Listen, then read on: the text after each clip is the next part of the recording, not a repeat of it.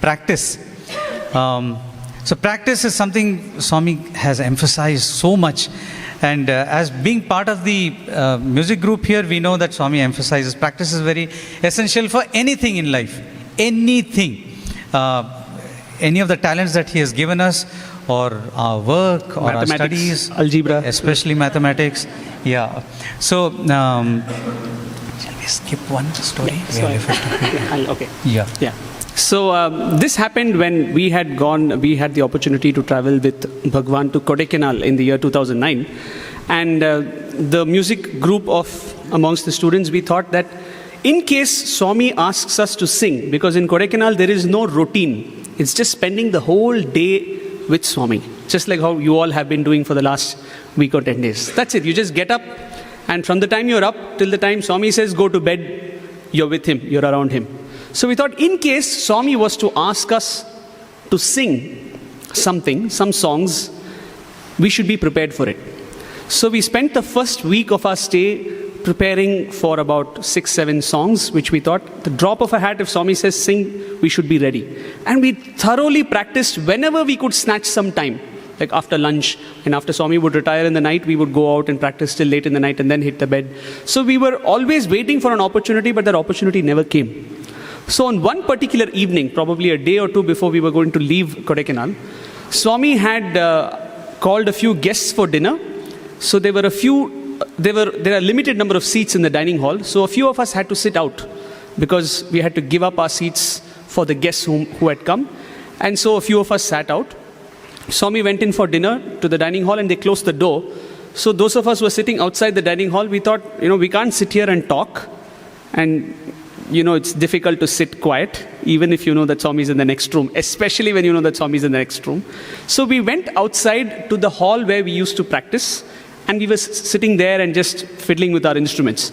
And suddenly, I heard some laughter coming from the hall. So I quickly went to the hall and peeped, and I saw that Swami had finished his dinner earlier than we expected. Swami had come to the hall, and he was sitting and talking to all the boys. So I ran back and told the rest of my friends, saying, Swami's come, let's go. And as we were coming in through the door, Swami saw me first come in. And then he gave me a look. So I quietly sat down wherever, near the door, I just plonked. The next guy came. Swami looked at him. 3, 4, the 5th person came in and Swami had enough. Swami said, where are all of you coming from? So we said, this brother who was next to Swami, he said, Swami, they were all Patalu practice chestunaru. They were all practicing. Patalu means songs. And in Telugu, Patalu means songs, Matalu means chit-chat. Right? So he said, Swami, they were practicing Patalu. Swami said, they were not practicing Patalu, they were doing Matalu. They were all chatting. Don't tell me that they were sitting there and practicing. He looked at us and said, were you practicing? Have you practiced? And we said, yes, Swami. Sing, let me see. It was almost like a challenge, Swami said, let me see if you have practiced. This was that moment that we were waiting for. We quickly dragged the instruments, we put our things together, and we sang 2-3 songs, and Swami was so happy. But the point is, yes, it was a very wonderful, memorable incident. We were waiting for it, and the circumstances in which it came up was much different than what we expected. But if we have to be ready for the opportunity, we will be truly ready for that opportunity only if we have put in our efforts before the moment. Only if we have been practicing, and by this is not restricted only to the music group. This could be to any opportunity that we are waiting for as a seva. Whatever talent it is that Swami has given us, we have to constantly put in the effort to practice, because we never know when the opportunity will come. And when we were talking about this particular point, as recent as 10 days ago, there was this brother who has just joined the Bhajan group. He has just joined a month ago. And let me tell you as an aside, Sir was so impressed, and we know how much, we value his inputs. I mean, he tells us, you sang well today, that's it. The month is made. It's not the day, not the session. The month is made. And here he came and told me about this. Yeah, this is humility, right? So he came and I remember him coming and telling me, saying, this particular boy, he's singing so well. When I went for the auditions, I just kept telling him, yeah, sing one more, because it was so nice to listen to him. And he was clearly so impressed with the singer. So on one occasion, 10 days ago, suddenly the bhajan group in charge looks at that boy and says, will you sing today? Will you start singing today? That's what he's been waiting for, right? He's practiced. He knows like 300, 400 bhajans at least. He has cleared the auditions. He said, no. The in charge looked at him and said, why not? He said, sir, I'm not confident. And I felt so bad because here is a boy, that's what he's been waiting for. He's made the cut. He's joined the Prashanti Bhajan group. We all wait for that first chance. And clearly he felt he had not practiced enough. Hats off to him to being honest. I don't think I would have been that brutally honest. Of course, even if my voice was cracking and if I had a cold, I would obviously cover it up and say, yes, this is what I've been waiting for. But truly when the opportunity knocks, only if we have practiced will we be ready to grab that opportunity. Of course, to complete that story, he started singing a week later. He has joined the bhajan group. But that day, I'm sure he felt bad and he must have gone back and wondered, why did I say no? Why was I not ready? And that state of readiness comes only if we have put in the practice for that particular craft or talent that we have. Almost as an extension to this lesson about always being ready. Swami always said, I want my boys, when he says boys, it meant girls also. When he says students, it's all of us. So he wants us to be ever ready. So ever ready, in fact, in India, there is a brand of batteries, which are called ever ready. They've been there for ages. So he always wanted us to be like the ever ready batteries, plug in and play. So that's what practice does to us. Almost as an extension to this lesson is something that we have seen about Swami, a concept we call in Telugu as Nitya Nutana, which means ever new. So Swami is Nitya Nutana. We'll also tell you why it is so important to have that aspect, to learn that aspect from Swami. In fact, this happened in the Trai Vrindavan. You all visited Trai Vrindavan? Yeah. So we were sitting in the Jhula hall one day after the Arati got over in the Sai Ramesh hall.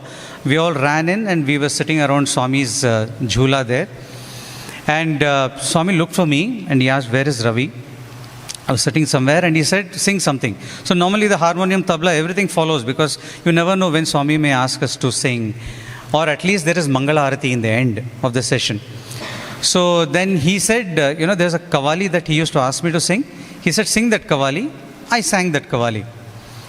Immediately after that, he said, sing that high song. So I thought it was another song which went high. So I sang another song. Then after that he said, not this, the other song, high song. So I sang another song which went high. Then he was clearly not happy. Then the warden started prompting. He said, maybe it is this Kavali. Then I sang another Kavali. Swami said, no, not this. So 4 or 5 songs later, Swami said, you only tell. No, everybody else stop prompting this guy. He looked at me and said, what is that song? That song that I asked you to sing. Then I slowly mumbled, Swami, Mohabbat ki kami, because that was the first one which I had sung that evening inside. I said, Swami, Mohabbat ki kami. Haan, Adi, sing that, he said. I had just sung that about 15 minutes earlier. But that was what he was looking for immediately. So I sang the whole Kavali once again. And he was in bliss. He had closed his eyes and he was putting beat and he was lost in the Kavali, as if he was hearing it for the first time. Even if somebody hearing a Kavali for the very first time in their lives wouldn't have enjoyed it this much. But Swami heard the same Kavali twice within 15 minutes and he enjoyed it equally at both times. And I was quite perplexed. What is this? But it is, later on when you ruminate over this, there are so many other aspects where, Swami's Nitya Nutana aspect comes out.